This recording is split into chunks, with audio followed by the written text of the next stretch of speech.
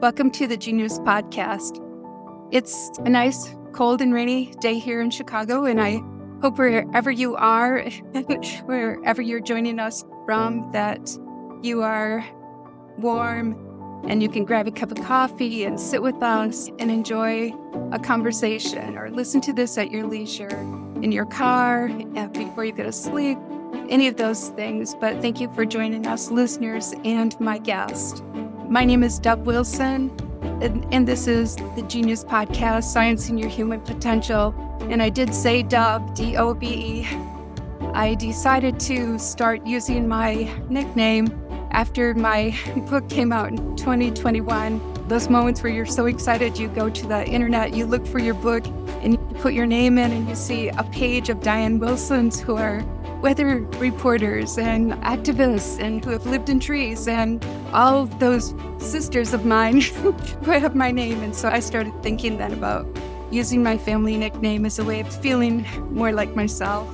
So today we have a really special guest, and I wondered if you've ever seen someone in social media or maybe publicly, and you see them in bits and pieces, just here and there, and you see little details of their life, and you start thinking, how I would love to talk with that person. You know, they have a bunny, like a bunny. It's like, great. Or you just learn little details about them, and it's like, I would love to talk with that person. So today is my day. I think there'll be really sizable takeouts for all of us, including especially medical students or people who want to be a doctor, would-be doctors, and students wondering if they will be doctors, or people who are struggling with sleep, minority leaders, people who want to be leaders, who have been up against odds for different reasons, for different ways that we could be potentially excluded. And so people in general, academics, people who work in academic situations, who are leaders, who make a difference in the community. So I think we have something for everyone, not to make the stakes really high here. But welcome, Nicole Jackson. Yay. Thanks for having me. And it's such a pleasure to finally connect in person, even if it's virtual. But Yes. most of our communication has been via Twitter, messaging, and now so the first time we are connecting in real time, voice to voice, face to face. It is so great.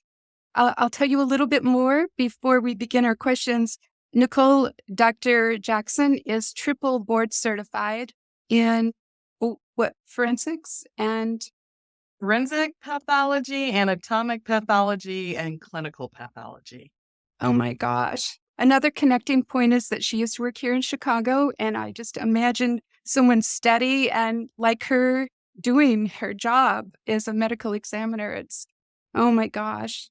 Let's see. I remember when you became on the 2023 Pathologist Power List and some of the leadership positions that you took on. It was just bit by bit, seeing the pieces of your career come together. It's been really exciting. So, yeah, thank you. I think you and I intersected at a very unique point in my life, at least, because I joined social media, Twitter specifically, at the recommendation of this conference I was invited to. And they said it's one of the best things you could do for your career development, to create a professional profile. And so I joined when I was still in residency, didn't use it that much. Finished residency, started fellowship, still didn't use it that much. And then the pandemic hit, and I was a Chicago medical examiner for the city. And that's where I started becoming more engaged in social media, because I felt like I had a voice during the pandemic combating COVID misinformation. And so I think you and I entered my life at such a unique point. So you did see all those transition from trainee to faculty and now attending back in academia. it's amazing. So tell us what a day is like in your life. Oh, goodness. So right now, so it's part of the reason I picked forensic pathology, even though now I'm doing more autopsy pathology in the hospital as more of a administrator. Part of the reason I picked it because no day 2 days are the same, and I get bored fairly easily. So, typically, my day in the hospital, I come into work. I usually have a bunch of meetings either throughout the day, in the morning, in the afternoon. If I am covering the autopsy service, we start at about 9 a.m., check in with the residents, check in with my autopsy and after death services staff, let the residents do most of the case, then come out, review what they did, highlight some teaching points. We have different educational conferences through the week, work on research, work on planning new initiatives. I'm also the chair of our Justice, Equity, Diversity, and Inclusion Committee. And so we're starting to do a lot more community building within our department, which is very large. It's somewhere between 1,700 and 2,000 people. So trying to foster community among that many people, do more initiatives, reaching out to local high schools and middle schools and even elementary schools to get the youth interested in what we're doing, but also understanding health on a societal level. So, yeah, I do a lot day in, day out. Unfortunately, I'm not doing the autopsy so much anymore, but it's really fun teaching others how to do it and then watching them develop their skills, really take ownership of the cases and grow into their own pathologists and their own styles for doing things. Mhm. It's really it's exciting. So it's a mixture of things in overseeing a lot of management. Yes. Which is part of the reason I made the switch. I enjoyed being a medical examiner. But this position was one of those one in a lifetime opportunities. So I could still do death related work and healthcare as it extends to death, but I'm also developing leadership skills, managerial skills. And I'm in a department, fortunately, that is it's so supportive. And I'm really invigorated by my coworkers and my colleagues. And it's really nice. Mhm. It's great. It's great. What's challenging about your work today that it's probably like pros and cons? What kind of inherent challenges do you find? Time. There's only 24 hours in a day, as we all know. A certain amount is for sleeping. A certain amount is going to be transport, right? Getting to and from work, to and from appointments, to and from the gym. Um, and I wish I could show you my dry erase board of projects and things to do. And so prioritizing what needs to be done urgently, what can wait, while all these requests come in throughout the day, each and every week, with Mhm. people needing something done in the next 24, 48-hour period. That's challenging, but I like it. I like being busy. I think what's even more challenging is, and this is probably a shared experience by anyone that's underrepresented in any way. So if you're probably like the only woman in an office, only racial or ethnic minority, etc., you also get these requests of people wanting to, excuse me, allergies, meet with you, looking for mentorship opportunities, and they all come to you because you're the only one, which is great to fill that role, but also you can't really spread that out with other people. It's incredibly hard, and I've never said no because I've been in that position and not had that person, and I would have loved to have that experience and mentorship, and I think it's so important. But then again, that's another time crunch. So there's all these time crunches that converge on each and every one of us in the spaces we are. It's probably the Yes. hardest. Oh my gosh, I can imagine. So that's even all the better reason to do this today. I'm so glad that you can reach more people and well, that's great. How do you like social media? What's it like for you now that it was a good history of easing into it and what's it what do you think? Overall, I like social media for what it is. I was in the if we go back to the origins of social media, I went to Duke for undergrad, and so we were one of the first schools when Facebook launched, and it was only a small subset of quote unquote elite institutions, whatever you want to define that as. But I remember it being a very small, and it was us, Harvard, and like a few other schools, and it was so different. And that's where it started. And you fast forward to now, I don't really even use that platform, but I like it. I have usually a private version, and then a public is my professional. So the private is for friends and family, right? Mhm. And then the public is more what I'm doing with my career, how can I share what we're doing as an institution, as a department, publications I'm doing, presentations. And I think I still like it because I'm very selective about who I follow and what shows up on my timeline. Because there's a lot of problematic things about social media. And so I try not to engage at all. And the best way to not engage is to mold what you want coming at you. So I have like lists on Twitter. I have a list for forensics and autopsies. I have a list for like women in leadership. I have a list for all these things. And so those are the ones I focus on. And as such, all the content coming at me is positive, or it's like educational opportunities I wouldn't have known about. And so I think Twitter has served me well. For those who don't know, I'm also the past president of the Society of Black Pathology.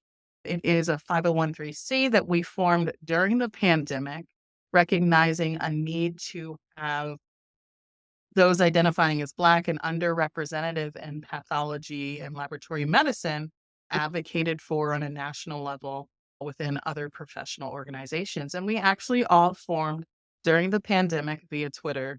Most of us had never met each other before, but we Via followed Twitter. each other on Twitter. And because of that, we were able to form this nonprofit. And now we meet together. Now we do research together. Now we do presentations together. Now we have mentoring internationally with high school students, college students, people, career changers that want to know what would a career as a laboratorian look like? What would a career as a forensic pathologist look like? And those are just invaluable connections that could not have been fostered, or at least not remotely as quickly without social media. Oh my God. That's so impressive. That's so interesting. So you're a person who knows how to organize the lists and use them so you can discern what comes your way. And oh my goodness, that's great.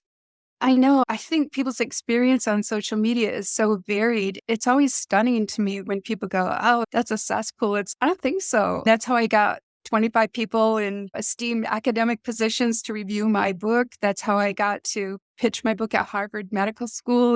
This works if you, yeah, it's in your person. It sounds like who really used it to your advantage, and you're a connector. Yeah. Yes. One, I agree with you. It's a tool, just like anything else. It's a tool. In pathology, we like it to use it as a tool for teaching. For workforce development, we need more pathologists. We desperately need more forensic pathologists in the US. We are critically understaffed at about 700 or 800 to do the job of about 1,800 people. And so the best way to do that is find the learners where they are. In this generation, they are on social media, whether that's TikTok, YouTube, Instagram, Facebook. And so getting on there and using it appropriately to reach them, to show them like, hey, this is a career you could do. Hey, this is a career that's stimulating, it's engaging. This is something you can be happy in. That is the best way to connect and reach with them and really pull them in. And then I think you mentioned I am a connector, which is there's a descriptor I use for myself. I am inherently pretty good at connecting people. And I quite often find myself in just random situations, whether it's on a plane, waiting for a bus, in an elevator, and just bumping into someone who happens to be the missing link for someone else I know, and then being able to connect them. That's amazing.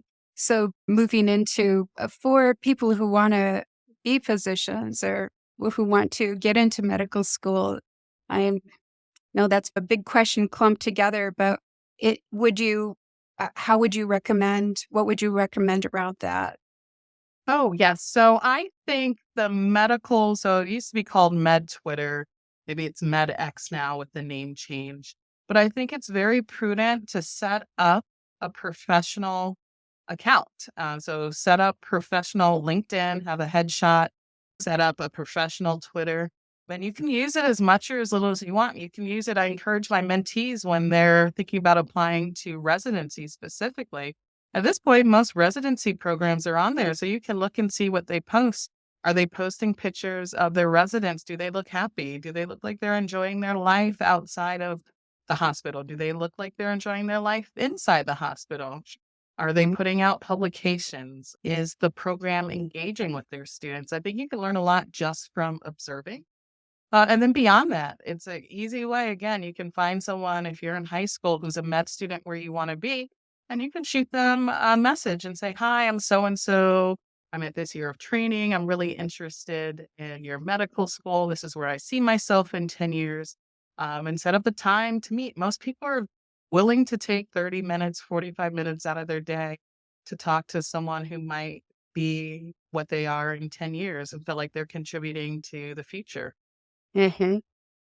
That's amazing. I think some people I've talked with, friends, their kids are in medical school or wanting to be there, and they go, "Oh, they don't have time for social media." It's no, I think they need to do it. I think they need to, because you see the kids that kind of, it's their first outing and they want to match somewhere, and they don't have very many followers, and you just try to help them as much as you can. But there's a lot of preliminary work that can be done before then. But I don't know, how do you balance that? Because it seems like they're busy. How did you do that then? How did I balance? I don't Is like, how would, like, 30 minutes of social media or any prescriptions around that? I think like anything else, right? Any new habit you pick up, initially it takes more time, right? You're learning a new instrument. It's going to take more time, but once you're familiar with it, you use it more efficiently.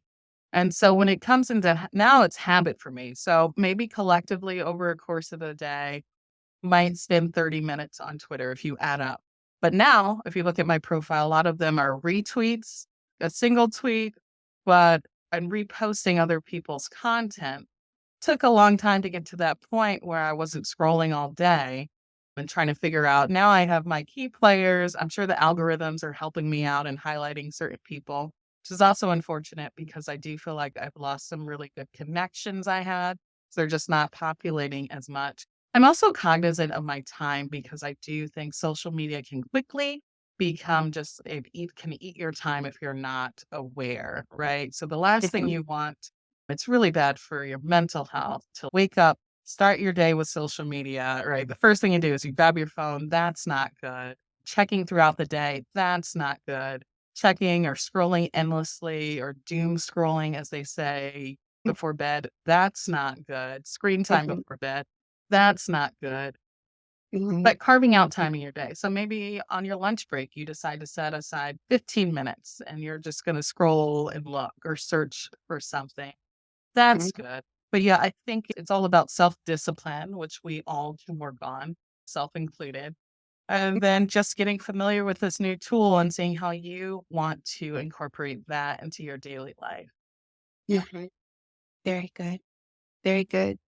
How did you I think I mentioned that I've only seen 2 dead bodies in my whole life. Did I mention that? One was my Thanks. mother.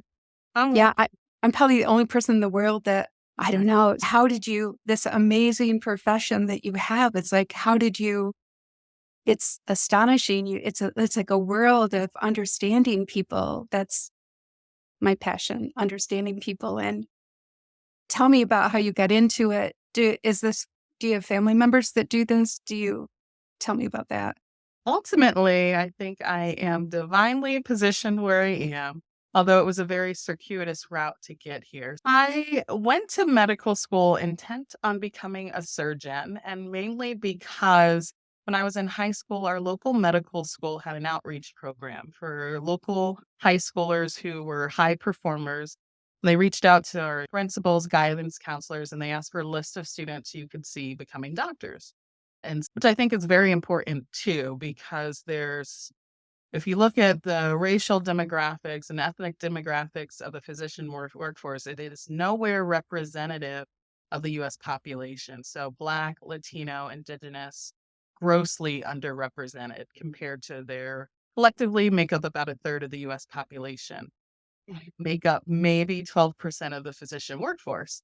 But what our local high school did, or not high school, medical school did, they reached out to their local high schools who were predominantly minority. So my school district was 88% minority. And so it's a good strategy to increase your exposure to populations who really don't have that. And so they reached out to us and their educational content was looking at saved human organs, and everything was led by surgeons. And then I had a similar experience in college over the summer, and everything was led by surgeons. And so I went into med school thinking I wanted to be a surgeon. I love working with my hands. I love projects. I love fixing things. I loved human anatomy. And then I wound up going through med school. I was president of our surgical society, did research in surgery, started residency in surgery, and regretted it almost immediately. I had gone to a med school with a much smaller surgery program. And then I wound up at a huge surgical center, and it was just a different experience, different culture. But fortunately, I had a program director who saw I was unhappy and unfulfilled and was supportive of me switching. So he wrote me a letter. He's tell me what you want to do, and I'll support that change. And it came down to radiology and pathology, the two diagnostic specialties, if you will. So, radiology, they're the ones reading the x rays, CT scans, MRIs.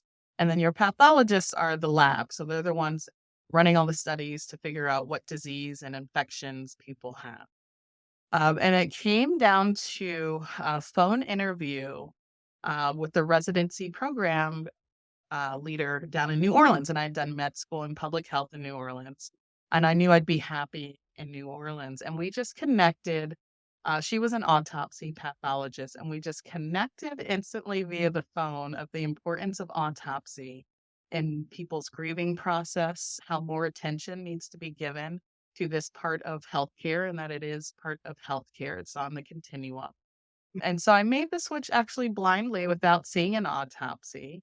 I think on a personal note, my father died suddenly and unexpectedly when I was young, and he was young. So he was about 35, and it was right before my fifth birthday. And so that sticks with you. And a lot of the autopsies we do, especially in the forensic setting, are in younger individuals who die suddenly from one cause or another. I have a background in public health. I do have a master's in public health and epidemiology. To me, that fits with everything, but I think it fits particularly well with pathology and then certainly with autopsy and forensics, where all these autopsy exams we do and these death certificates we find, they get coded and they get sent into these vital health departments. And that's how we get all our statistics on death, right? Everything that comes off that death certificate. When we talk about mortality, that's where that data is coming in from. So a very intimate relationship with public health, which was always important to me. I went to med school not only wanting to be a surgeon, but I knew whatever I did with my career, I wanted to affect change more than those one-on-one interactions you get on it as a clinician. I wanted a population-based impact, which is what public health really is. And then it goes back to me getting bored. Forensics autopsy, you get to do something every day. No two cases are exactly the same. Even if they present the same, something's going to be different between them. And so for me, it was a really good fit. That's amazing. I think the lesson is that if you work towards something and then you find it's not what you wanted, you can pivot, you can, and that's a popular word, but like just being really truthful with yourself about it instead of trying to make something fit that didn't. Oh, absolutely. And I do a lot of outreach and mentoring, and that's something I try to hammer home a lot because every switch I made, I will tell it might look good on paper, but internally, I always felt, does this make me a quitter? Am I abandoning? Those are the internal debates and struggles we have, right? When at the end of the day, this is a quote. I don't know who I heard it from, but I like it. This is your story. This is your book. Everyone else is just a reader. So feel free to hit them with a plot twist when you want. You don't have to stay on this trajectory if that's not your calling, if it's not suiting you, if you don't find yourself in healthy, nurturing environments, and an opportunity comes that is more in line with what you're called to do, by all means, do it. Yes, I love that. Oh my Um, gosh. and then something else you brought up, family. So Yes. no one else in my family is a medical doctor. I will say both sides of my family, we've had, I think, more than our fair share of loss, human life.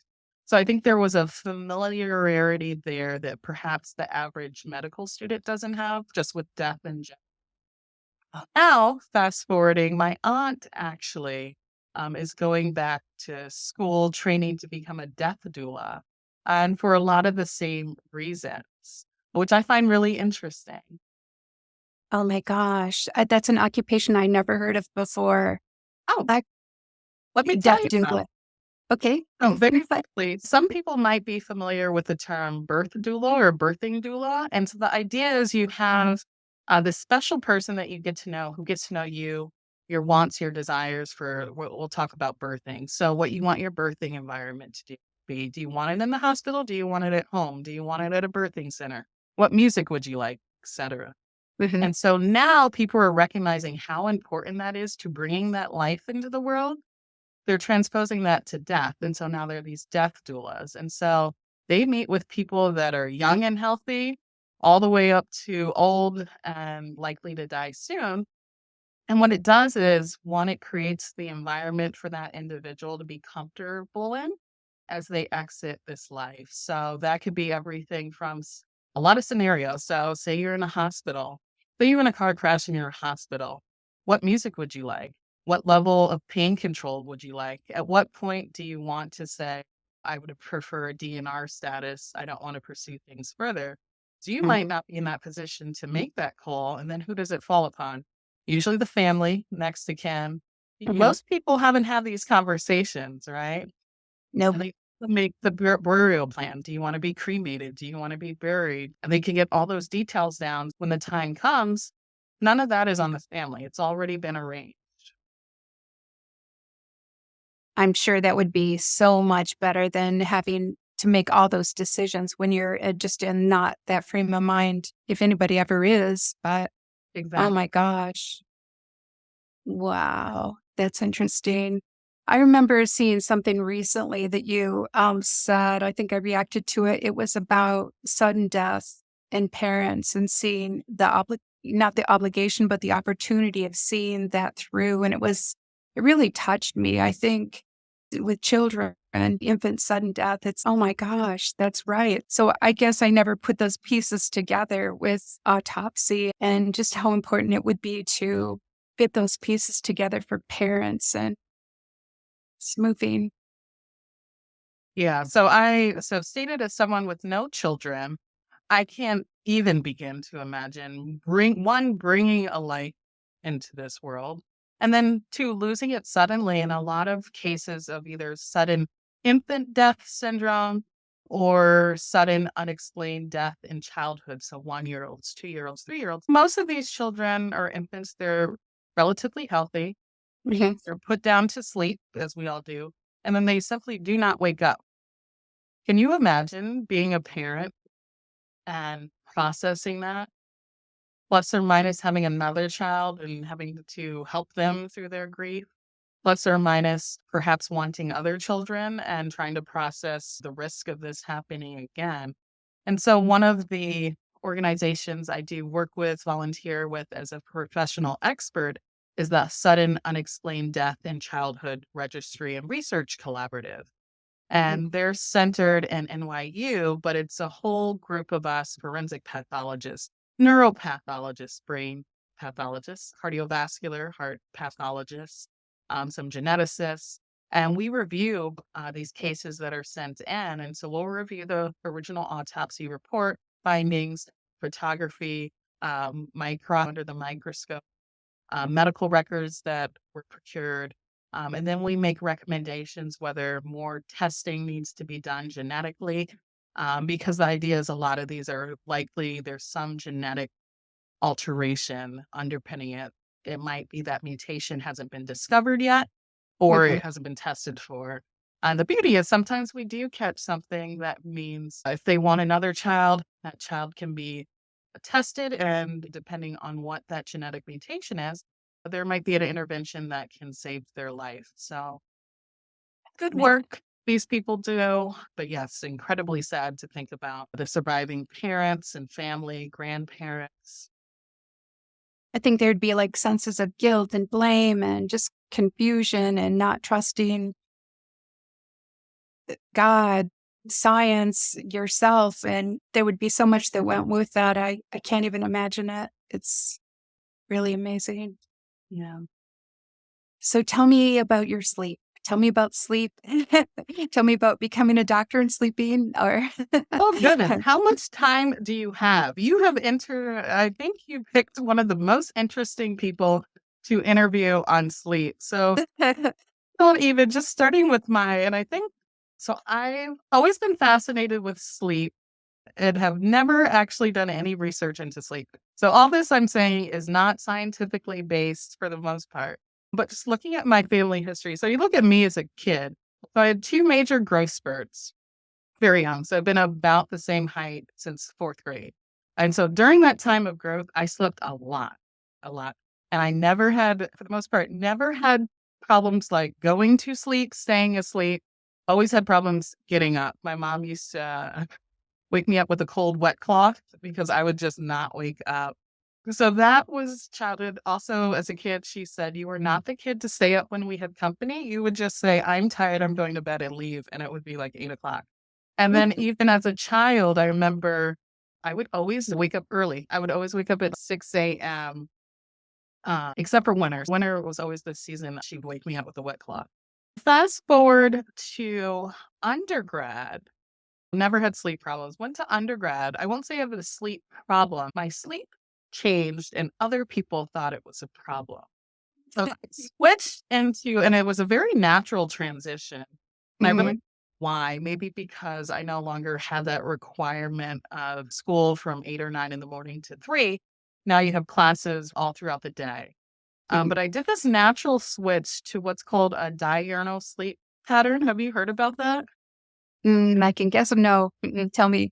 So I would basically take one long nap in the day, so maybe 4 or 5 hours, and then work X number of hours and then take a small 1 hour nap. And that would be my sleep schedule until I went through like an annual exam and they asked about sleep as a screening. And I guess that raised a red flag and they sent me to a therapist because I guess they thought there was something underlying. I was like, nope, nothing happened. This just feels natural for me. And I'm actually incredibly productive throughout the day. I'm less tired when I wake up and I can still work out, I can still study.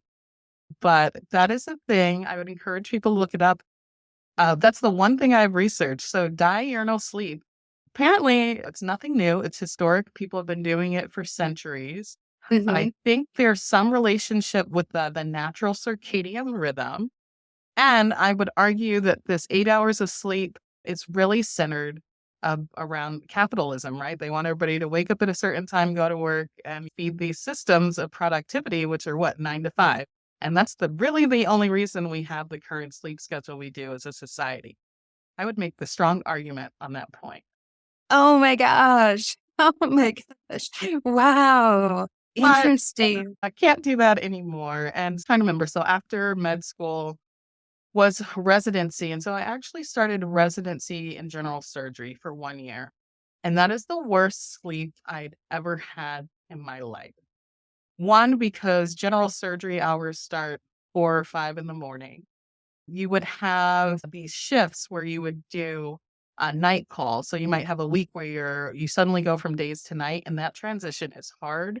People that do this regularly, surgeons, but emergency physicians, they'll regularly switch between day shifts and night shifts. And that it is so hard mentally. Some people like it. And I did the aspect of working nights because you could run errands by day that it's really hard to do.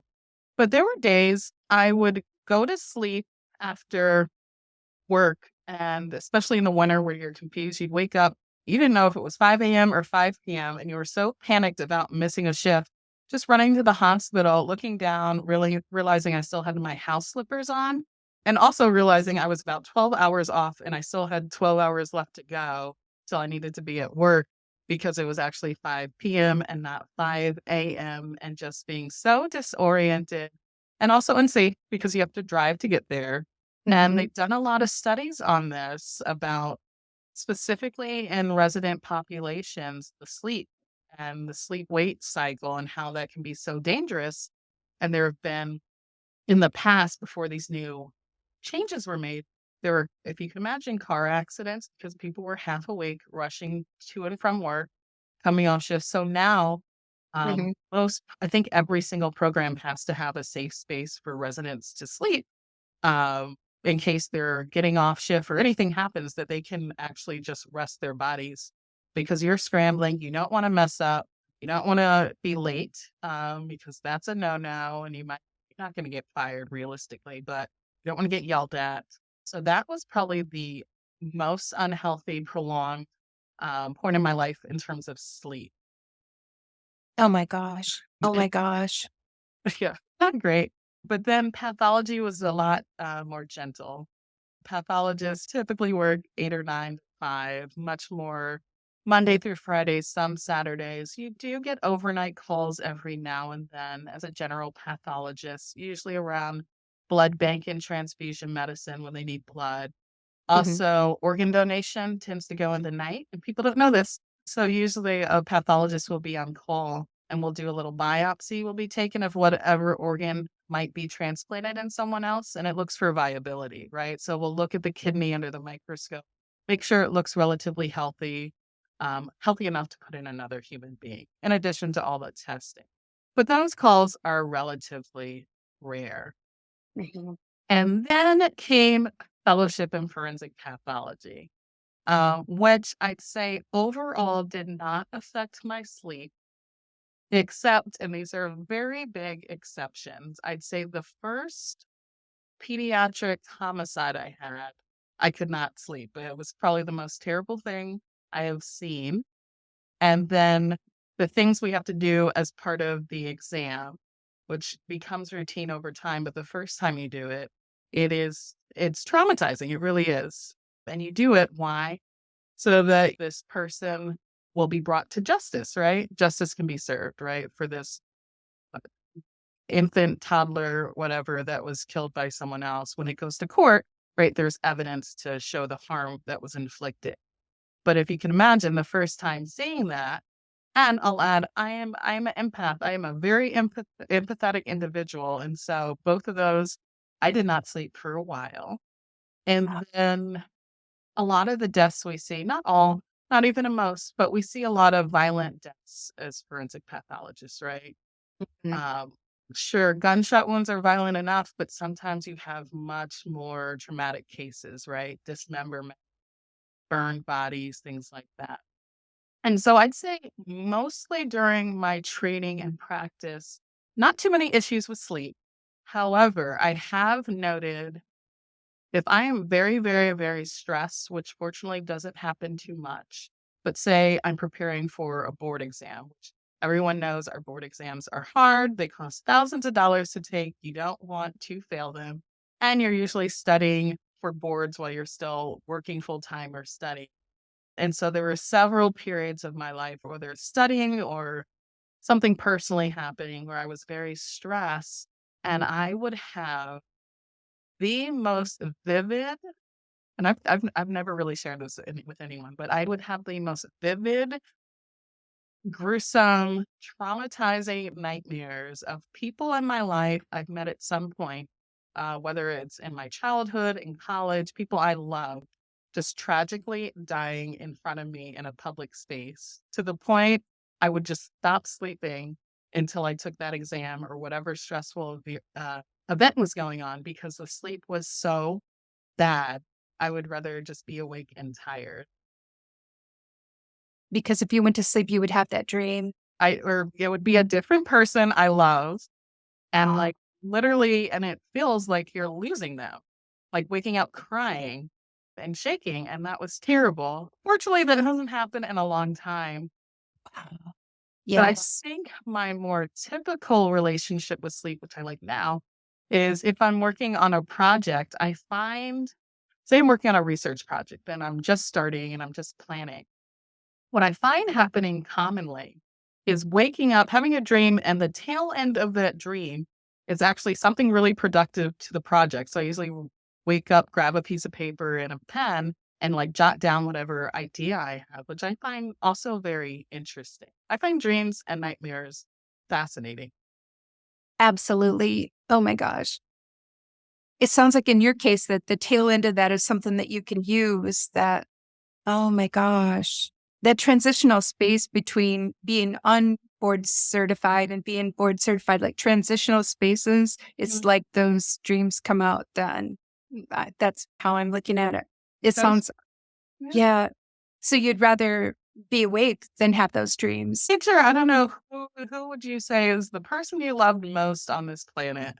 And then not only fully experiencing them dying, but also in a public setting and also a very traumatic way. So you don't ever want to experience that, let alone multiple people or multiple times. So Oh my gosh. Wow. That's, that's no idea if anyone else experiences this because funny thing, you would think going into a field like this where you see death, we would have more conversations around like, wellness and sleep. But for the most part, no one talks about it. So for all I know, I could be the only one that's experienced this. For all I know, it could be everyone and no one's talking about it, which is something I'd like to change through my career. yes. Yes. We'll have to see if we get comments on it. If, yeah, I find in people's sleep behavior and their habits that are stunning, things you would just never think of. That really, I'm amazed. I learned such things about people from their sleep. It's fascinating. This is fascinating. Oh my gosh. So when you sleep, then, oh, winter time here, but do you have a little bit more time? Oh, I have all the time we need. Oh, good. Okay. So then when you sleep, do you like monitor your sleep on a Fitbit or anything like that? Yeah, so I have an Apple Watch. I typically sleep 5 to 7 hours a day, wake up feeling refreshed and fine and ready to go. Mhm. My dad's side of the family has an interesting relationship with sleep. One of my aunts, I believe she had insomnia, officially diagnosed like in her 20s or so, and has since undergone sleep studying. They said she's an efficient sleeper, which means she goes to deep sleep, and so she only needs 5. I've never been studied myself, but I would assume the same for me. And I think someone else in the family has been studied as well. So there's definitely a genetic component to my sleep. But yeah, I sleep just fine. I can get in arguments and sleep just fine that night. I'm that person. Oh, do you sleep through storms? I love a storm. I miss the Yeah. sound of those dramatic thunderstorms. They are the perfect lullaby.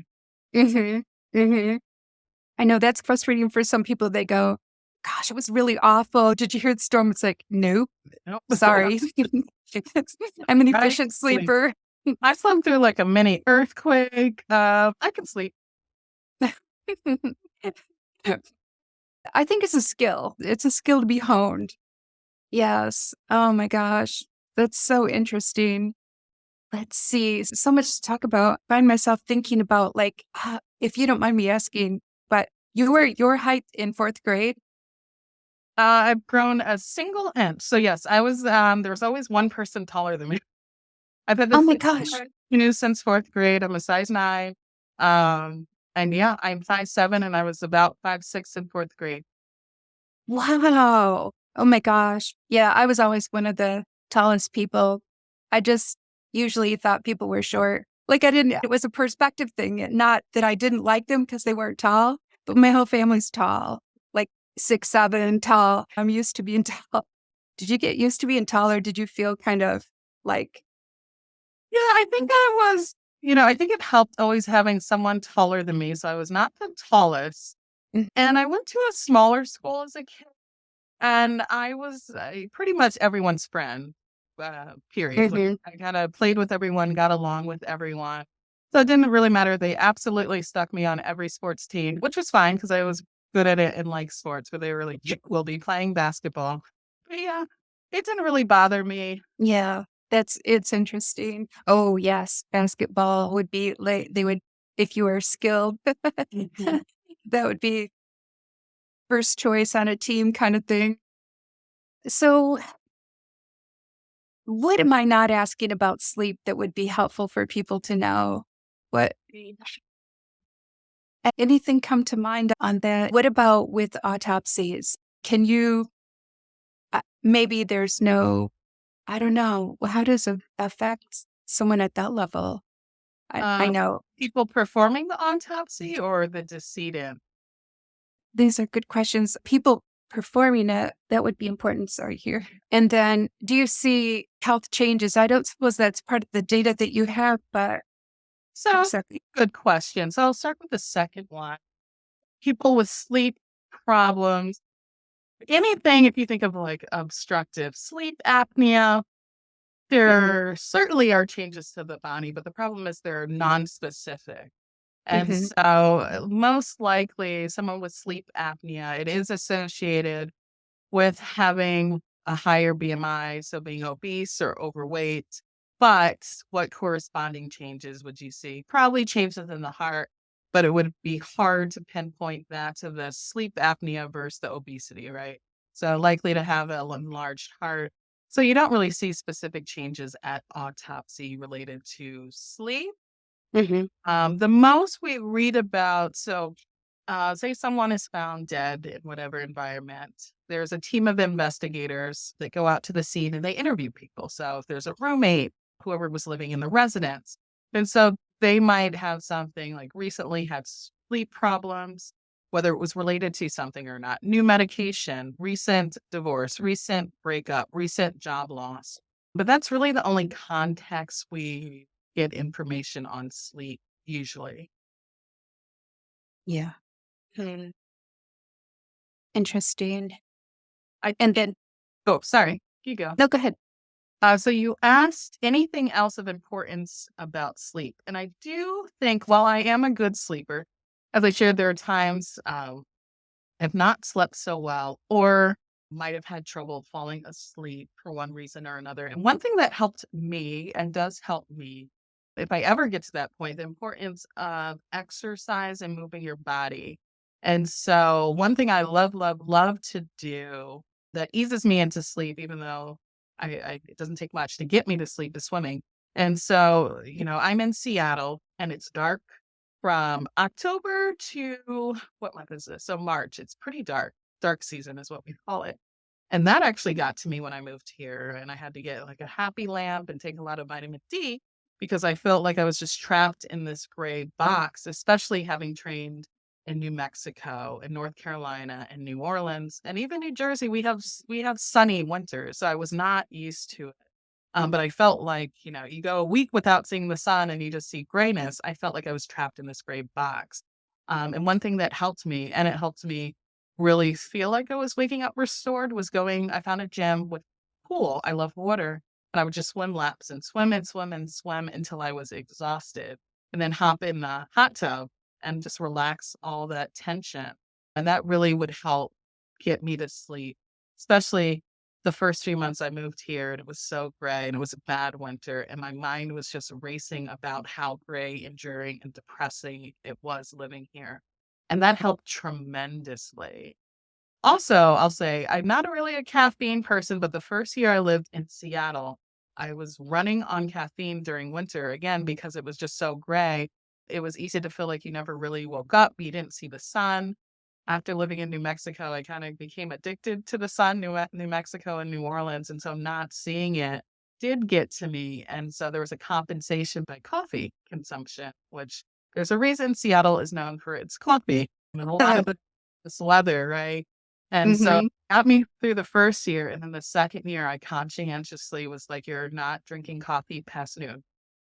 You're just not," and that helped as well, which so Mm-hmm. moving your body, and moving it to the point of exhaustion where your body's just gonna start shutting off because it's like, "I need to regenerate," really helps as well. That's great. That's good. Do you do any red light therapy? Have you done anything on that front? Never even heard of red light therapy. What is it? Oh my gosh, I know a lot of people haven't, but there are whole literatures on a number of physicians on YouTube, dermatologists especially. But once you're tap into it, there's a whole sea of people that talk about red light therapy and how it helps to energize the mitochondria and it helps with a number of things that are. I had a family member that had neuropathy of the feet and people use it for hair loss and yes, actually pretty amazing. So I wondered if it would be part of what you would do. Andrew Huberman, who's the neuroscientist from Stanford, has this whole uh, collection of talks that he's given on light and health. And so I think it's probably the next world of medicine. But some people do it now. Never Actually, I heard. do it. I'm gonna look it up. Oh, Thank you. oh, I hurt my rib when the Oh, pandemic first came. I turned around and I kind of displaced my rib, and I guess those little intercostal muscles don't heal very fast. And so I splurged and got myself a professional device, and you can use it for your skin, your hair, but it helped my rib like that, which it wasn't healing. They don't heal that fast, and it's really annoying because it's like, oh, it just hurt all the time. So anyway, I don't know. It seems like it should be like a Seattle staple yeah, in they just time. you with red light every time you walk in any building during Yeah. winter. Probably that sounds great. Mm, let's see. Okay. All right. Well, so we're going to shift gears here a bit. Being a leader and a minority, then what's your biggest challenge or concern in the world, in medicine? And Mm. I know that's a big question, but just if you can slice it any way you want. I am concerned. I'll keep this US centric. I am concerned with how divided we are as a nation. And if there's any hope of us ever reaching a point where we can agree to disagree and still respect people. But a part of this problem is there's this new position that's been boldly empowered. And part of their position is that not all people deserve basic rights, right? And so it's hard to agree to disagree on some points like that. But when I just look at how quickly we have spiraled in a nation and how every other week I'm like, we hit a new low. It seems like we hit a new low almost every month in some area.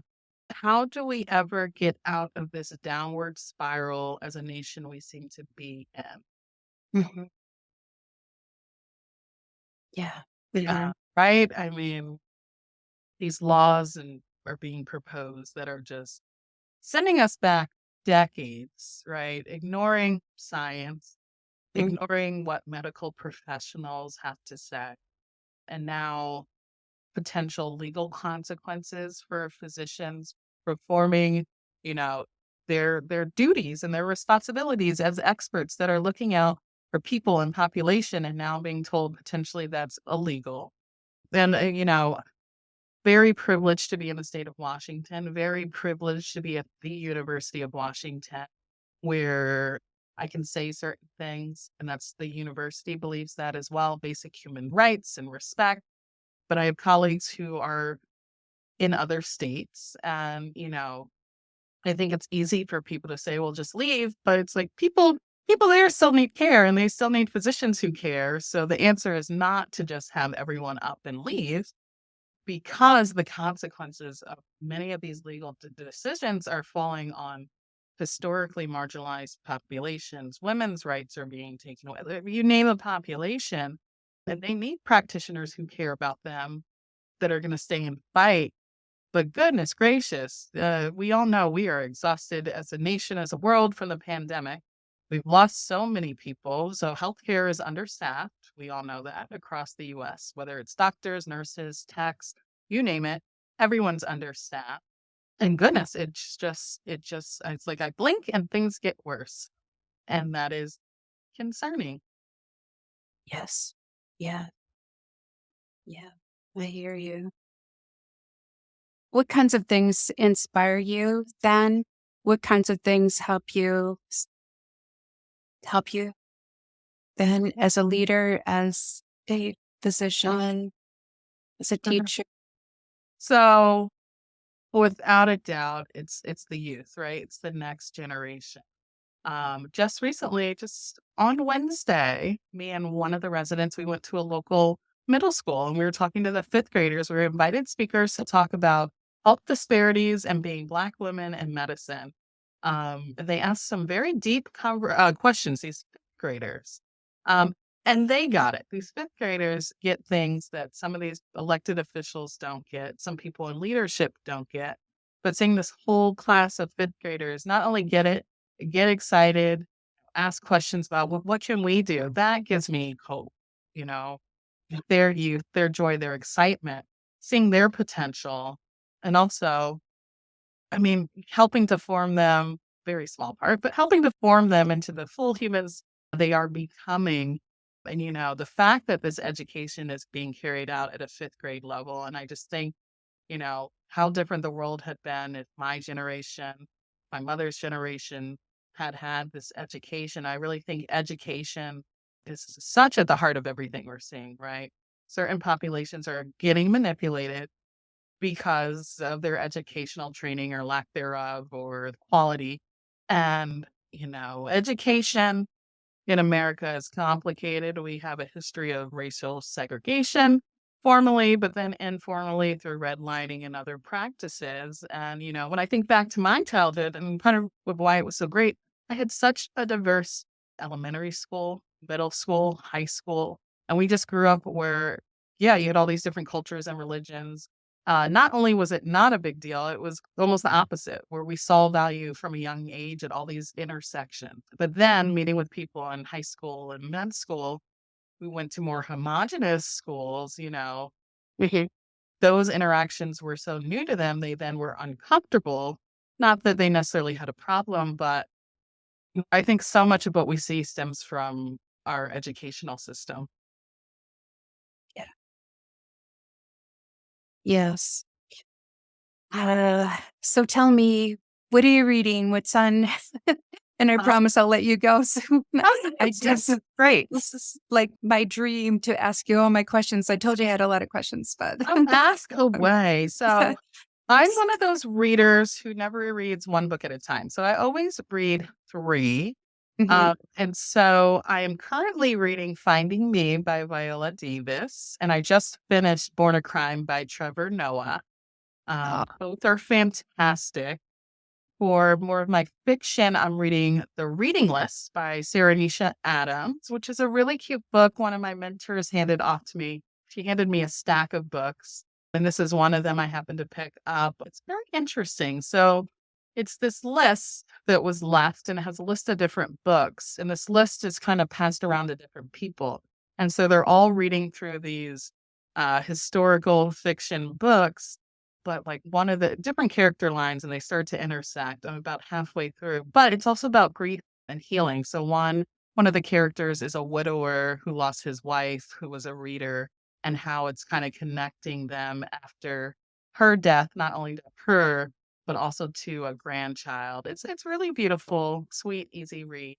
And then the third is Lifting Heavy Things, Healing Trauma One Rep at a Time, which is a very interesting book about how the body can hold on to trauma, but how through moving our bodies, specifically here, weightlifting, can kind of help release the trauma we can hold on to in ways we don't even realize. oh my gosh. Wow, that's great. And I would recommend all of those. They've all been fantastic in their own right. That's great. I know I started a resistance program in late January. It's just been, what, 13 weeks? Who's counting, right? But but, Yeah, that's a long time. yeah, it's a different reality of yeah, it's a different relationship with your body. Very interesting. So, well, as a leader, as an educator, as all the good things that you are, any wishes that you have, want to leave our listeners with, any thoughts, any challenges, or just anything that, that we haven't talked about yet? Oh, goodness. So, pretty final pretty word. high stakes. I So know, just a little high stakes. In some order, no particular order. I would say just listening, like replaying this in my head, our conversation. I think it's so important, and you don't have to do this publicly, but analyze yourself and reflect. It's such an important practice. And, as you were saying, those transition periods, I think that was a very important point. Those transition periods can be particularly stressful and you don't necessarily recognize it. And that can manifest in a lot of ways. So deal with yourself with grace during that period and other people. You just might not realize you might be short tempered, and it has nothing to do with them. If you are in a high stress situation, I thank goodness. It's funny. I know I am a leader, and you called me that. I still don't really view myself as that fully. So it's interesting hearing someone else call me that. But we are in a very unique point in history, in the world, in the nation. And we talked about social media. I would say be selective with what you give attention to, because what you give attention to on any level, you're getting energy to. And there's a lot of misinformation out there. There's a lot of be good. And I think like everything, don't throw the baby out with the bathwater. Do research, see how you can use things, see what things serve you and things that don't, push them away and keep going.